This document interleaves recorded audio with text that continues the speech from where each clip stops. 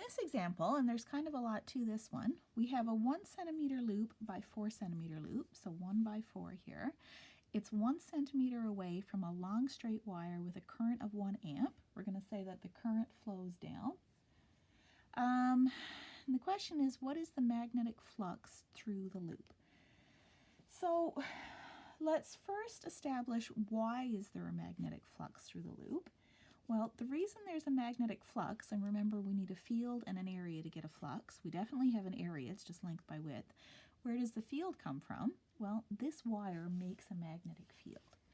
So this current carrying wire makes a magnetic field.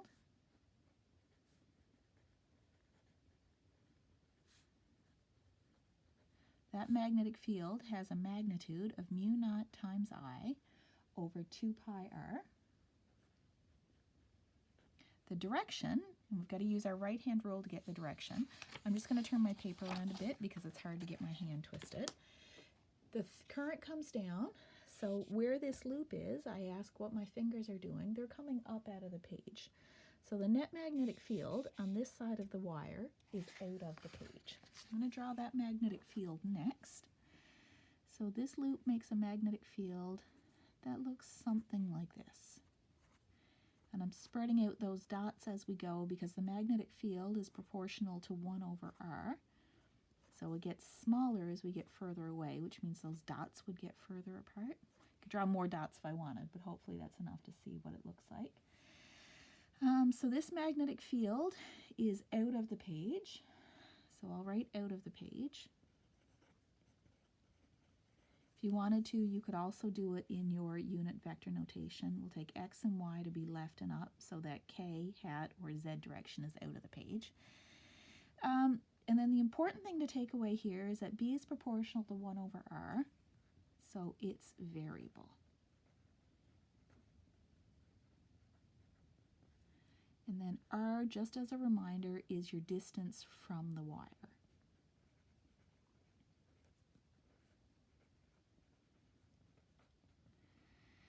So that means when we write down our equation for magnetic flux equals, and let's start with our integral description first, the integral of b dot dA. If b were a constant, we could take b outside the integral and this would boil down to b dot a, but b is not constant. It can't come outside the integral. So it has to stay inside, which means to get our result for the magnetic flux, we're going to have to do an integral. Okay, so let's take the next step in this process. B dot dA is b times dA times cosine theta.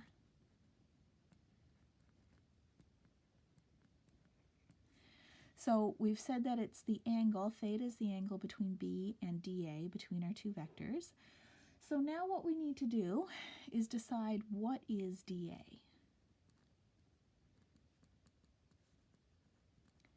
dA is an area element of this loop. To get the net magnetic flux through the loop, we have to add up all the bits of area.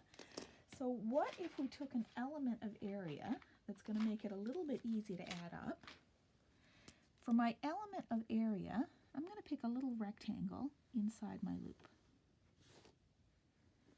I have drawn straighter rectangles before, but hopefully you can still get the idea. Okay, so there's my area element, dA. dA is a vector, it needs a direction. For this loop, the area either comes out of the page or goes into the page. And you can't tell which, so it could be in or out. You can't tell, so I'm going to pick out.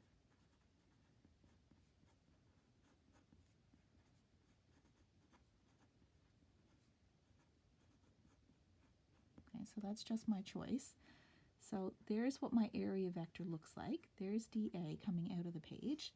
The magnitude of dA is the magnitude of any rectangle, length times width.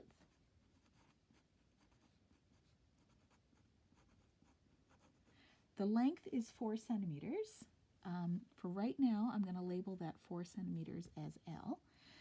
And the width is a little bit in this direction. So the width is a little bit in the horizontal direction. It's dx.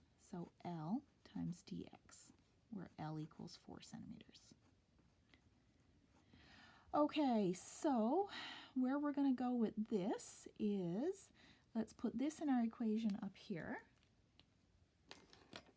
Oh, one more thing we'll do first. Let's deal with this R.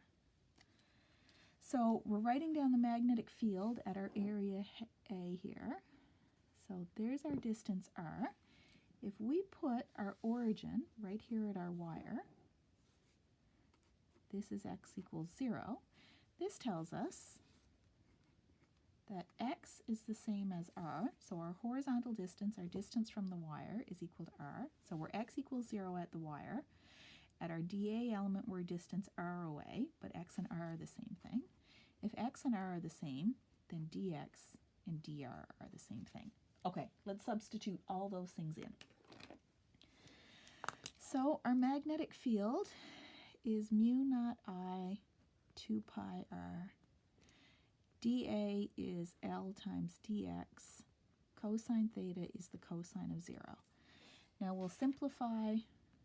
We've got mu naught I over 2 pi times x times L times dx. Cosine of 0 is just 1. So what can we do next? We can take our constants out front. Mu naught times I times L over 2 pi. The integral of 1 over x dx. Let's get our limits on here. We go from the start of the loop, so this is x initial, to the end of the loop, x final. Our initial position is 1 centimeter, and our final position is over here, 2 centimeters. So now we know what limits we have. The integral of 1 over x is the natural log of x. So we've got mu naught times I times L over 2 pi times the natural log of x evaluated at 0.02 and 0.01. Mu naught times I times L over 2 pi times the natural log of 0.02 minus the natural log 0.01. I would simplify this by one step because I don't like writing things in my calculator.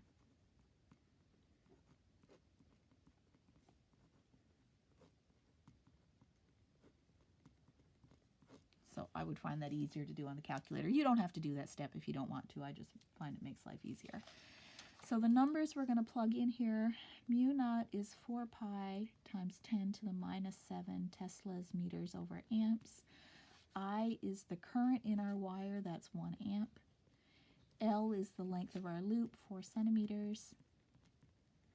And those are all of our numbers. When we put those in, we get for our net magnetic flux 5.55 times 10 to the minus 9 Teslas times meters squared, or Webers. Okay, so that was a trickier example where we had to do the integral. So where our magnetic field wasn't constant, you needed to do the integral to get the magnetic flux.